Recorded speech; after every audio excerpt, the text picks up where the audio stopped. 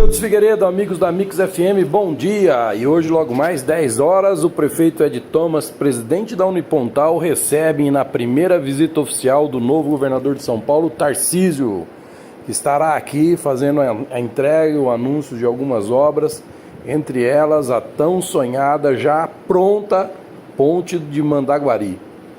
Quem lembra e quem sabe, é uma obra já prometida há mais de 30 anos, e o prefeito Ed Thomas buscou a verba, conseguiu a verba e está sendo entregue agora oficialmente pelo novo governador de São Paulo.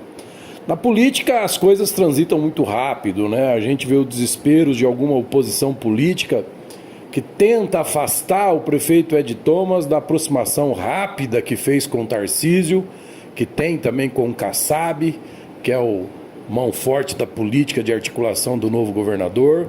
É muito amigo do secretário Lucena, que é um dos conselheiros de primeiro momento do Tarcísio, porque as pessoas esquecem que política é uma arte.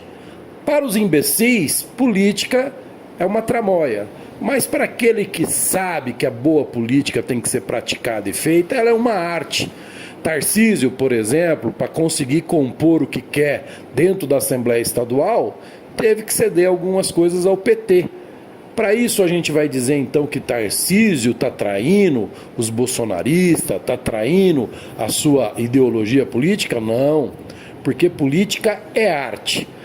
Vários prefeitos do estado de São Paulo, num primeiro momento, estiveram com o governador Rodrigo Garcia. Num segundo momento, foram apoiar Tarcísio. E assim também fez o prefeito Ed Thomas. Logo, aos desesperados, esses vídeos com essas armações, querendo lembrar que o prefeito Ed Thomas apoiou o Rodrigo e depois apoiou o Tarcísio, é como eu falo, só quer e só é o tal do idiota útil quem realmente se propõe a esse papel. Política é a arte da articulação, política é a arte do entendimento. O que não se pode mudar, como o próprio Tarcísio disse ontem num programa de entrevista: o fato de eu ser governador, eu tenho que governar para todos. O fato de eu me reunir com o presidente Lula não significa que eu compactuo as mesmas ideias e ideologias políticas. Deu para entender? É isso aí. Parabéns ao prefeito Ed Thomas, parabéns ao governador. Logo mais 10 horas lá no Matarazzo está todo mundo convidado. Toca o programa, meu amigo Eudes Figueiredo. E olha só, o ex-ministro da Economia, Paulo Guedes, vai integrar o quadro de conselheiros do governo do estado de São Paulo. A informação foi confirmada pelo governador Tarcísio de Freitas ontem, numa entrevista a uma rádio de São Paulo. Segundo o governador, Paulo Guedes vai presidir o órgão, que será formado por 3 economistas e alguns especialistas de ponta. Tarcísio também exaltou o ex-presidente da República, Jair Bolsonaro, com quem disse ter desenvolvido uma grande amizade nos últimos anos. Disse o seguinte, o governador: sou grato, muito grato, ele me deu a oportunidade, me abriu a porta. Quem eu seria sem o presidente Bolsonaro? Ninguém, declarou ele. Questionado se vai concorrer à presidência em 2026, o ex-ministro disse não ter vergonha de ser do bolsonarismo e exaltou a gestão anterior, mas disse que a obrigação é com São Paulo. Muito bem, vamos lá, comentando o assunto, Adolfo Padilha. Olha, Tarcísio tem escolhido um bom quadro dentro da sua proposta de governo. E o Paulo Guedes sempre foi um ministro muito próximo do Tarcísio, quando ministro também do governo Bolsonaro. Eu acho que nessa entrevista que Tarcísio deu ontem, ele deixou bem claro a sua posição política.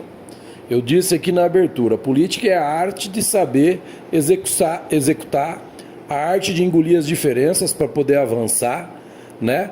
E alguns erros do afoito, da forma de fazer que a gente viu no governo do presidente Bolsonaro, foram cometidos para que se aprenda a lição. E eu acho que essa lição o Tarcísio aprendeu bem, né? Ele não pode realmente abrir mão de uma pessoa economicamente tão talentosa e que enfrentou diversos problemas mundiais e conseguiu, com apoio e escolha do presidente Bolsonaro, tecnicamente, deixar a nossa economia em pé. Melhor do que ficar em pé, deixar a nossa economia sobrevivendo a todas essas crises e saindo muito fortalecida a nível mundial. Haja vista que o real é a moeda, a segunda moeda que mais se valorizou no mundo. O Brasil teve um PIB de produção maior do que o da China, inflação menor do que os Estados Unidos, e tudo isso, claro, sob a batuta e comando de Paulo Guedes. Quem ganha com isso somos todos nós paulistas, de ter um nome como Paulo Guedes coordenando, apoiando e ajudando a conduzir a economia do estado mais forte da federação. No dia 1º de fevereiro, o novo Congresso Nacional vai tomar posse e, a partir disso, começa a organização interna e administrativa do Parlamento, que tem como primeiro passo a eleição dos presidentes da Câmara e do Senado Federal. Essa discussão já vem há bastante tempo, porque, afinal de contas, são esses dois, tanto o presidente do Senado quanto o presidente da Câmara dos Deputados, que colocam em votação as principais ações que o governo vai colocar, né? Os atuais presidentes da Câmara dos Deputados, Arthur Lira, e do Senado, Rodrigo Pacheco, tentam a reeleição para os cargos. Mas tem alguns correndo por fora aí, com muita vantagem, que é o caso do senador Marinho. Vamos lá, comentando o assunto, Adolfo Padilha. O voto secreto, nesse sentido, né, porque tem muita ameaça, né, tem muita chantagem, tanto para eleger o presidente do Senado, como para eleger o presidente da Câmara. Ah, não tem sim. Nós já temos informações, já vazou nas redes sociais, que Alexandre de Moraes está ligando para os senadores pedindo voto. Quer dizer, isso não pode acontecer. A lei não permite que o ministro do STF faça esse tipo de interferência política. O que será que o Alexandre de Moraes pede aos senadores e por que pede? E qual o recado que chega para aqueles que já declararam não ser favorável ao seu candidato predileto, que é o Pacheco? Então, o voto secreto é mais um grande tiro do deputado Van Hatten, que enfrenta com muita coragem essa autorização, para não dizer outro nome, né, absurda, que vem cometendo o ministro do STF, né, essas decisões absurdas em nome da democracia. Ele já propõe, inclusive, uma CPI de abuso de poderes, para poder realmente colocar o país no trilho do equilíbrio entre os poderes.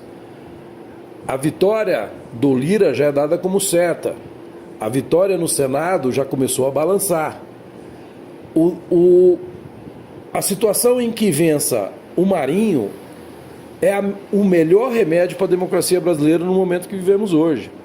Se manter o Pacheco, que só pede bênção, o Pacheco, que não se coloca, que não defende seus pares, que deixa tudo acontecer, a gente não sabe por quê, quem perde é só a democracia brasileira. Então eu creio e acho que o voto secreto para esse tipo de situação deveria ser somente desta forma. Voto secreto para eleger os comandos da Casa do Senado e da Câmara. Aí sim o voto secreto tem peso, porque o deputado ou o senador vota sem medo de poder ser retaliado, perseguido e até mesmo chantageado posteriormente ao seu voto.